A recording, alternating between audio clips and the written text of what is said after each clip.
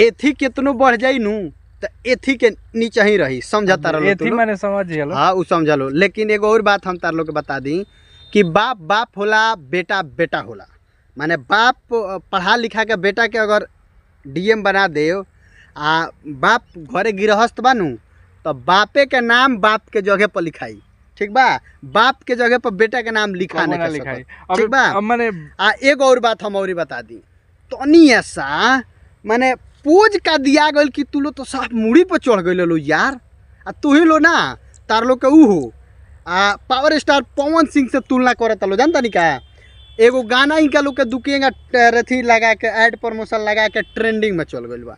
बाप रे बाप, यूट्यूब पर तो जियल काल हो गइल बा बाप। एक बेर अभी व्यूज के मामला में पिछड़ले नहीं खे, खाली लाइकवा कमेंट। एगो और बात हमरो बताओ तनी, इलो जानता नहीं केकरा से तुलना करे लागल लो। अब सनी देओल से कहता लो, सनी देओल के एगो फिल्म के टीजर आई रहलो ऊ पीछे हो गइल, ट्रेलर आई रहलो ऊ पीछे हो गइल। आ ए यार एगो काम करलो ना, गदर फिल्मवा में इनकरे के ढुका दलो, सनी देओल के इकलवा दलो। मार दवा तू नहीं एक बार सनी देओल से तू लोग तुलना कर देता रहो, मार दवा तनी कम से कम कंपेयर फॉर एक बात ऐसा आदमी से करा कि तनी अब बताओ। अब तू पावर स्टार पवन सिंह से लगातार 20 गो गाना पूरा एकदम 2023 के पूरा साल इस 8वां महीना अनु 8 महीना लगातार पावर स्टार पवन सिंह बजले हैं। केहू के कुछ भइल केहू कुछ कहल ह, लेकिन एगो गाना का चल गई यार तो जियल काल कर दिल बड़े तू लो। पवन सिंह हेने चल गए, होने उधिया गए, होने केने उधिया गए, केना उधिया गए हो। पहले फॉर्च्यूनर से घूमत ला, BMW से घूमत ला, साइकिल से घूमत रखा है आकि पीछे उनकर गानवा रथी हो जाई तो उतारे घरे घास काटे आज हैं ना। वो घास काटत रहन, घूमत रहन, रोड पर भीख न मांगत रहन। उनकरे देन हनु कि हमर धुरंधर भैया रुक गए ना तो इनकर पोतन हो गई रहला। गलवा मिलाल का कम मत बुझिए। देखा भाई, अब केहू विधायक बन जाओ तो मोदी जी से तुलना ना करे लगी।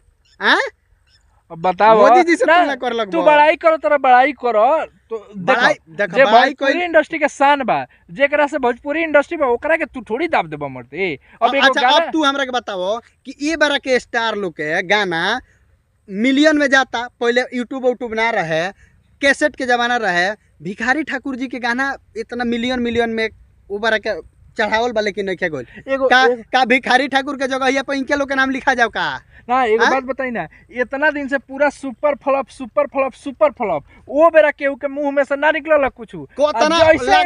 लगातार 20 गो 25 गो 50 गो गाना फ्लॉप दले हन, केहू के कुछ ना बजे। इहो गानवा के ई मत समझिए कि कोई बात धरातल पर नहीं बाजत। ई मत समझिए कि अभी तक ले व्यूजो में कंपैरिजन ना कर सकेला। एगो ओकरा बाद तारा ले निमन तो हमरा बुझाता प्रमोद प्रेमी बाड़े। प्रमोद प्रेमी के गाना तारले बढ़िया बाजता, तारले बढ़िया नीलकमल सिंह के बाजता। हां गांजा का रसगुल्ला में एगो रसगुल्ला खानी लागता रथी भांग ई सब। देख भाई एगो बात बताओ तनी, इनकर नीलकमल सिंह का बात भइल तो नीलकमल सिंह के जितना में ऑडियो वीडियो शूट होला नु गाना के एल्बम के, उतना में तार लोग के आधा फिल्म बन जाला, ठीक बा। यही गाना की कह देखा तनी, ये से कहता नहीं। एक और बात हम बता दी कि तारा ले नीमन बाजता रहे के प्रमोद प्रेमी, तारा ले नीमन बाजता रहे, लेकिन ठीक बा तनी ऐसा गाना बोल का गल यार जियल काल कह दिल बड़ा लो तनी ऐसा। देखो केहू के कुछ बोलो, लेकिन सब समझ के धरातल पर समझ लो। अब एगो गाना पावर स्टार पवन सिंह के ऐसा गाना आ गइल बानू कि सब जना जितना बोलबम तू लो लेके आइबा लो सब जना के पिछाड़ दी और सब जना के उ गाना दाब दी। ऐसा गाना बा, वैसा गाना केहू का जाने भोजपुरी इंडस्ट्री में कहियो बनी कि ना बनी। अब अपन रिकॉर्ड अपने पवन सिंह के तुरे के चाहिए। बाकी सब लोग वीडियो के ज्यादा से ज्यादा शेयर करी, लाइक करी, कमेंट करी। हमनी के वीडियो बनावे के मूड में नहीं खींच रहते करी तनी ऐसा इतना ना हमनी के रेथी देख लनी ऐसा नु कि वीडियो बनावे के पड़ल। बाकी एगो और वीडियो बनावे वाला बानी सन जियल काल कहले बलई जहां स्क्रॉल करता है एकनी के अपन थूकत तरसन होगत तरसन ऐसन बात करत तरसन कि मूड खराब हो तो वीडियो बना। सब लोग वीडियो के ज्यादा से ज्यादा शेयर करी, लाइक करी, कमेंट करी। मिलता नहीं अगला वीडियो में, तब तक के लिए नमस्कार।